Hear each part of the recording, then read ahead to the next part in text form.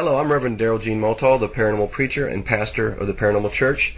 And today, the Paranormal Church is going to be interviewing Zach. And Zach is a Satanist. He's been a Satanist for many, many years. And what we're going to talk to Zach about is what he feels and how he feels about what's going on with the current resurrection of the satanic ritual abuse myths. And so, Zach, how you doing today? Good, thank you, Reverend. Okay, well, we'll go ahead and get right into it. I'm going to go ahead and get to the first question. Please tell our listening audience how you became a Satanist and why. Well, let's see. I think I was about 13. I was in middle school, and I had an older friend I used to pal around with, and he used to carry around a satanic Bible. And it was intriguing, and eventually I read it, and it made a lot of sense to me. And I joined the Church of Satan when I was 18. So how many years has that been now? About 14, almost 15 years now. So what parts made sense to you? Well, by the time I was 13, I was already having a hard time believing in God and the devil and heaven and hell, as Christians would see it. And when I read the Satanic Bible, it was appealing to me that Satanists don't actually believe in a God or a devil, and they just use the name Satan to be more of a symbolic representation of man's carnality and fleshly pursuits, and to show its opposition towards Christianity and organized religion. It had nothing to do with worshiping the devil or being evil or harming children or animals or anything that the modern hysteria might say about Satanism. See, that's a very interesting point, because I was reading some transcripts on the internet by Ted Gunderson. I'm not sure if you're familiar with him, but he's one of these so-called cult crime experts. Oh, Jesus, I'm and sure. And there was this one case where a woman died in a car crash because somebody else hit her head on. And the first thing he does is he just spews out some lies and nonsense misrepresenting Satanism. He says the driver of the other car that hit the lady had a criminal record of animal abuse. And so therefore, we all know that people who've hurt animals eventually become Satanists. And then he says, as a Satanist, the devil will give him a reward by letting him be reincarnated with more power and more money in another life if he has a murder-suicide pact with the devil to take out this person who's trying to, blow the whistle about the Satanists. And I read that and I said, oh, come on. I know Satanists don't believe in the devil. They don't believe in God. They don't believe in the afterlife, so you don't believe in reincarnation. Am I correct in saying this? You're absolutely right. And in fact, on page 89 of the Satanic Bible, it says very clearly, under no circumstances would a Satanist ever harm a child or an animal. All right, so again, that's what we're talking about, perpetuating the myths. If these people would just stick with the facts, maybe they could... The thing that sickens me the most is if there is somebody raping children, or there's pedophiles in the government or something like that's going on, I can believe that that's happening. So let's stick with the facts, get credible witnesses, and find out who's actually doing what. But the minute you start putting aliens and satanic conspiracies and all this other nonsense in there, you actually ruin any chance of getting into conviction, and this stuff gets thrown out of court. But when it gets thrown out of court, the people cry, oh, the police are involved, the lawyers are involved, everybody's involved, and it's a cover-up. I'm going to read something to you about Bob Larson, and then I'm going to let you respond to that. You see, it starts out with people like Alex Jones. They're resurrecting these conspiracy theories on the radio. A lot of people are on the internet popping it up. This stuff died in the early 90s, but it's coming back. Bob Larson, to me, is one of the biggest threats right now, because in just a few days, he's going to start a new reality show called The Real Exorcist. And he's doing fake exorcisms, and he's putting it on TV. But one of his star programs, I think the last episode that he filmed, he has a lady who's famous, who's a gymnast, and he claims that she was a victim of satanic ritual abuse. And so on his website right now for September, he has a newsletter saying, we are facing an emergency. And he turns around and he tells the people that even though we've done all this great work, you haven't been there for us to give money. We really need your money now because we're fighting Satan and his hordes of demons. And then I'm going to read a direct quote from this. He says, recently Laura and I were in Los Angeles shooting a final episode for our new TV reality show, The Real Exorcist. It premieres October 30th, 7 p.m. to 11 p.m. Eastern Standard Time on the Sci-Fi Channel.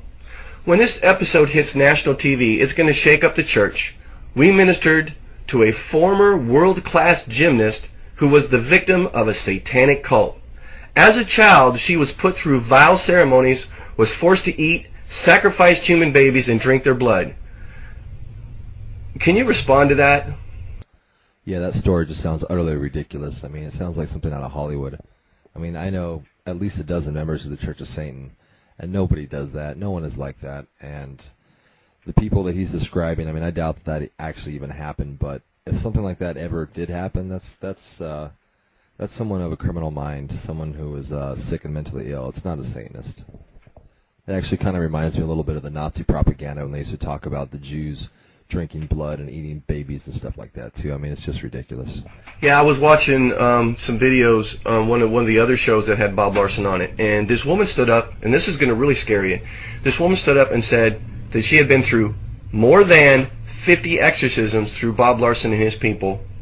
Okay, and then she found out that she was, she found out through the ministry and through their treatment, however you want to call it, that she was also a victim of a satanic cult, and including the baby eating, the blood drinking, and all that. And the scariest part was, now she wants to become a preacher, exorcist, and go help other people. Well, the problem with that is, she never was a satanic victim. She has been brainwashed, and her mind's been diluted by Larson and his people, and now she's going to become a therapist / exorcist. Now, if you get a therapist exorcist who's full of mental illness, who's been through 50 exorcisms, who believes in all this myth, and now that person gets a hold of Joe Christian's daughter, because, she's a therapist, you don't know what her background is. You send Joe sends his daughter to this woman. Well, of course, she's going to project all her fears and her insanity on that kid, and next thing you know, Joe's going to find out that people are accusing him of subjecting his daughter to satanic abuse, and it just goes on and goes on and goes on, and people's lives are ruined.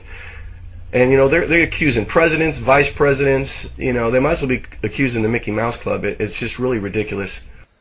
Yeah, I'm not a big George Bush fan, but I think it's just absurd to say that he's involved in any sort of government satanic conspiracy or any evil Illuminati, New World Order. I mean, that's just all absurd. I mean, that's just ridiculous. So as far as Larson's little newsletter, I know I'd send a copy to you for you to read.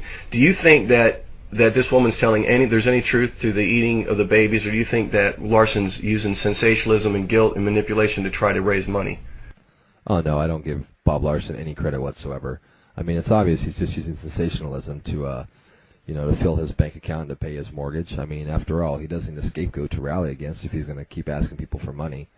And in fact, in the late 80s, early 90s, the FBI did a pretty thorough investigation into these alleged satanic ritual abuse, and they concluded that it was unfounded and that there was no evidence to support any of these sensationalistic claims. Yeah, so actually the guy that headed it up, his name was Kenneth Lanning, and in 1992 he did a very thorough job, and I read the report, and it makes a lot of sense. But then again, here we are having to face this all over again.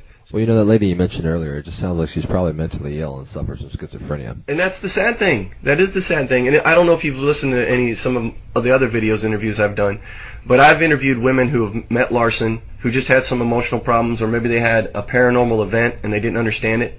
So by the time they went to Larson, all of a sudden Larson's got them thinking that their dad, who was a preacher, was molesting them, okay, and doing all kinds of things to them, and witchcraft and demons and ancestral curses and stuff that they never remembered, never thought of, never once entered their mind before they met Larson. So that tells you how much of this stuff is fabricated. So another thing is once I started trying to do a counter ministry, because there's so many people spreading the lies, the minute I try to bring some common sense and some good biblical counsel, and I know you're not a Christian, but when I say good biblical counsel, I'm talking about a message of love and not fear, trying to get people to have good morality and care, not go around calling people devil worshipping nuts. The minute I start doing that, I get emails, people telling me I'm a Satanist, I'm a baby killer, or here's one of my favorites, are you a CIA operative? So I'm going to ask you, because that's what they do. Anytime somebody tries to refute what they're saying, the first thing they do is accuse you of being a Satanist, which you already are,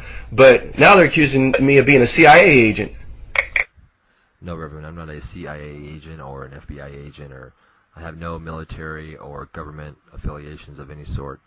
But speaking of covert affiliations, here's a picture of Bob Larson with the high priest of the Church of Satan, Peter Gilmore, taken back sometime in the early 90s. So I'll let you draw your own conclusions about that one. Well, that brings us to the end of part 1. I hope you'll stick around for part 2.